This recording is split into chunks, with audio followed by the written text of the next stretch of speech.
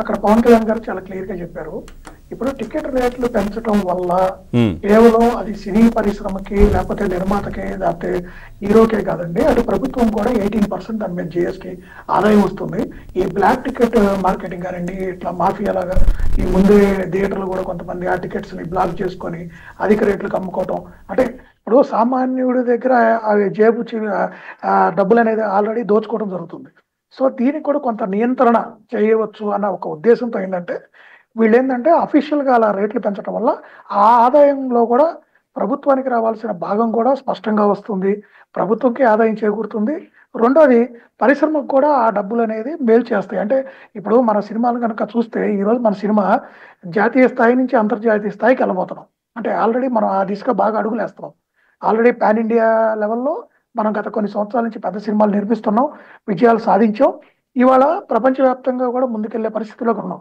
So ఇలాంటప్పుడు ఏంటంటే definite గా ఇతర దేశాలకు సంబంధించిన నటీనటులు కానీ, సాంకేతిక నిపుణులు కానివ్వండి, ఇతర ఇండస్ట్రీలకు సంబంధించిన వ్యక్తులను కానీ దీంట్లో భాగస్వాములు చేసినప్పుడు ఏంటంటే డెఫినెట్ గా కొంత బడ్జెట్ అనేది పెరుగుతుంది. దానివల్ల ఏంటంటే దానికి తగ్గట్టు వీళ్ళు ఆ టికెట్ రేట్లలోనే, మరి ఇప్పుడు ఫైనల్ మనకి ఆ బడ్జెట్ రికవర్ కావాలంటే టికెట్ రూపంలోనే మనకు రికవర్ కావాలి కాబట్టి సో ఖచ్చితంగా ఏంటంటే ఈ అవసరం అనేది, అంటే ప్రభుత్వం దగ్గర నుంచి సినిమా పరిశ్రమ నుంచి పెద్దలు వాళ్ళ సినిమా రిలీజ్ అవుతున్నప్పుడు ఖచ్చితంగా వాళ్ళు పర్మిషన్ తీసుకోవాల్సి వస్తుంది. ఎందుకంటే టికెట్ రేట్లు పెంచుకోవడానికి అది సినిమాకి మారుతూ ఉంటుంది కాబట్టి ఇది ఒక రోజుతో పోయేది కాదు కాబట్టి సో అటు ఖచ్చితంగా అంటే ఒక వ్యాపార ధోరణిలోనే కాకుండా ఏదో వచ్చాం ఒక వ్యాపారం లాగా ఈ సినిమాకి పర్మిషన్ తీసుకున్నాం మా పని అయిపోయిందని కాకుండా ప్రభుత్వంతో కాస్త మంచి చెడుగా మాట్లాడుకొని అటు ప్రజలని కొంచెం చైతన్యపరిచే విధంగా ప్రజలకు ఉపయోగపడే విధంగా కొన్ని కార్యక్రమాలు కూడా సినీ పరిశ్రమలోని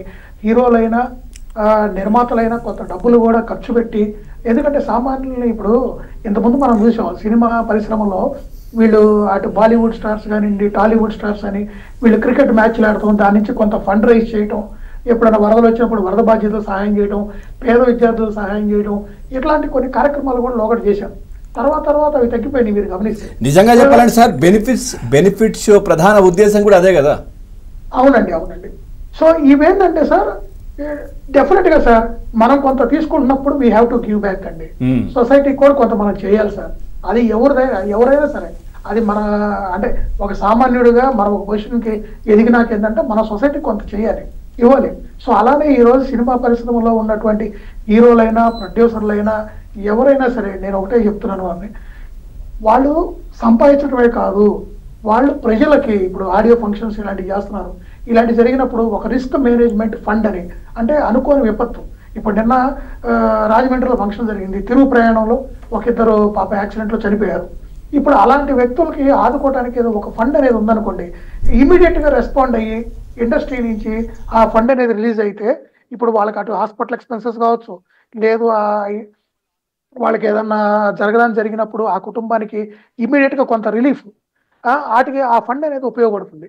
అలానే ఇప్పుడు ఈ మాదక ద్రవ్యాల గురించి కానివ్వండి, ఈ అవేర్నెస్ ప్రోగ్రామ్స్ అనేది ఖచ్చితంగా హీరోలు వీళ్ళు చేస్తే ఏంటంటేనండి ప్రజలు కొంత, అంటే ఇప్పుడు యూత్ ఎవరైతే బాగా ఇన్ఫ్లుయెన్స్ అవుతున్నారో, ఇప్పుడు హీరోలు లేకపోతే చిన్న స్టార్స్ వీళ్ళు చేసే రీల్స్ చూసి ఇవాళ యువత చూశారు కదా మీరు, ట్రైన్ల మీద ఎక్కి అంటే వాళ్ళ ప్రాణాలు తెగించి కూడా సోషల్ మీడియాలో ఫేమ్ అవ్వాలని రకరకాల రీల్స్ చేస్తున్నారు.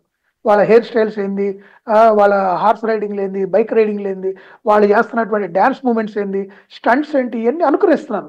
సో ఖచ్చితంగా కొంత ఇన్ఫ్లుయెన్స్ ఉంది కాబట్టి వీళ్ళు కూడా ఏంటంటే కొంత సమాజానికి అంటే ప్రజల్లో అవగాహన కలిగించడానికి ఏంటంటే వీళ్ళు కూడా కొంత ఆ ఇనిషియేటివ్ తీసుకొని కొన్ని సామాజిక కార్యక్రమాలు చేయాలండి. ఎందుకంటే అప్పుడప్పుడు పోలీసు వారు కొన్ని కార్యక్రమాలు నిర్వహిస్తున్నారు, అలాంటి వాటికి స్వచ్ఛందంగా అటెండ్ అవటం కానివ్వండి, కొన్ని యాడ్స్ ఇవ్వటం కానివ్వండి. ఇప్పుడు సినిమాలో ఈ హీరో సినిమా రిలీజ్ అయింది, దాంట్లో ఒక 2 minutes ఒక యాడ్, నా ఫ్యాన్స్ అందరికి ఒక విజ్ఞప్తి చేస్తున్నాను, మీరు వీటికి దూరంగా ఉండండి, వీటిని మనం బాయ్కట్ చేయాలి. మీకు తెలిసి మీ స్నేహితులు కానీ, మీ మిత్రులు కానీ, మీ ఇంటి పక్కన వాళ్ళు కానివ్వండి, మీ ఇంట్లో కుటుంబ సభ్యులు కానీ ఎవరున్నా ఈ మాదక ద్రవ్యాలు బానిస అయినా కూడా గవర్నమెంట్ వారికి తెలియజేస్తే వాళ్ళకి రీహాబిలిటేషన్ సెంటర్ పంపించి వాటి నుంచి వాళ్ళ విముక్తి చేసి వాళ్ళ సమాజంలో మళ్ళీ ఉన్నత పౌరులుగా తీర్చిదిద్దుతారు. సో ఇది మనం ఒక కర్తవ్యంగా తీసుకుందాం అని ముందుకెళ్ళాలి. ఇప్పుడు చిరంజీవి గారు ఆ రోజు మరి బ్లడ్ బ్యాంక్ పెట్టారు. ఎంతమంది ఈ రోజు కూడా చిరంజీవి గారి పుట్టినరోజైనా, రామచంద్రన్ గారి పుట్టినరోజైనా ఎంతమంది వచ్చి బ్లడ్ బ్యాంక్లో బ్లడ్ ఇస్తున్నారు. ఇప్పుడు మనకు తెలిసి ఒక కనీసం నాకు తెలిసి అయితే ఒక 10,000 మంది అయితే సంవత్సరానికి ఆ బ్లడ్ బ్యాంక్ నుంచి లబ్ధి పొందుతున్నారండి. అలానే వాళ్ళ బసవతారకం క్యాన్సర్ హాస్పిటల్ కానివ్వండి, ఇవన్నీ డైరెక్ట్ ఆర్ ఇండైరెక్ట్ ఎంతో మంది దీనికి మేలు పొందే వాళ్ళు ఉన్నారండి. అవి మనకు కంటికి కనిపించాలని కాదు, కనిపించక చాలా మంది బ్యాక్ ఎండ్ ఆ సపోర్ట్స్ యూజ్ చేసుకొని ఎంతో కొంతమంది వాళ్ళ జీవితాలు నిలబెట్టుకోవటం, ఎంతో మందికి ఆ టైంకి ఆ బ్లడ్ రీచ్ అయ్యి వాళ్ళు బతకడం, లేదా వాళ్ళ సర్జరీలకి ఆ బ్లడ్ యూస్ అవటం, ఇలాంటి చాలా జరుగుతున్నాయి. అంటే అన్నీ మనకు కనిపించే జరగదు. సో నేననేది ఏంటంటే ఇలా ప్రతి హీరో కూడా ఒక సామాజిక స్పృహతో ఖచ్చితంగా కొన్ని కార్యక్రమాలు చేయటమే కాదు, అటు ప్రభుత్వం నిర్వహించే కొన్ని కార్యక్రమాల్లో వాళ్ళు పార్టిసిపేట్ చేయటం, వీళ్ళు కూడా స్వచ్ఛందంగా వీళ్ళ ఫ్యాన్స్కి పిలుపునివ్వాలి. అలానే ఇప్పుడు వీళ్ళు చేసే ఫంక్షన్స్ కానివ్వండి, వీటన్నిటిలో కూడా ఒక టీం అనేది ముందే, అంటే ఒక ఇండస్ట్రీ తరఫున ఒక ర్యాపిడ్ యాక్షన్ ఫోర్స్ అని ఏదో ఒక టీం పెట్టేసుకొని దాంట్లో ఇండస్ట్రీ పెద్దలు ఒక 4-5 భాగస్వామ్యం చేసి దానికి ఒక ఫండ్ క్రియేట్ చేసి ఏదైనా జరగని విపత్తు జరిగినప్పుడు, అనుకోని విపత్తు జరిగినప్పుడు ఇమీడియట్ గా పవన్ గారు ఆ హీరోనో ఆ ప్రొడ్యూసర్ రెస్పాండ్ కాకపోయినా ముందు ఈ టీం ఒకసారి అప్పాజీ గారు రెస్పాండ్. అయితే ఇప్పుడు ఇండస్ట్రీ మనుగడ సాగించేది పెద్ద సినిమాల వల్ల కాదండి. ఇప్పుడు 2024లో మొత్తం 311 సినిమాలు విడుదలైతే అందులో పెద్ద సినిమాలో ఒక 25 లోపు ఉంటాయి.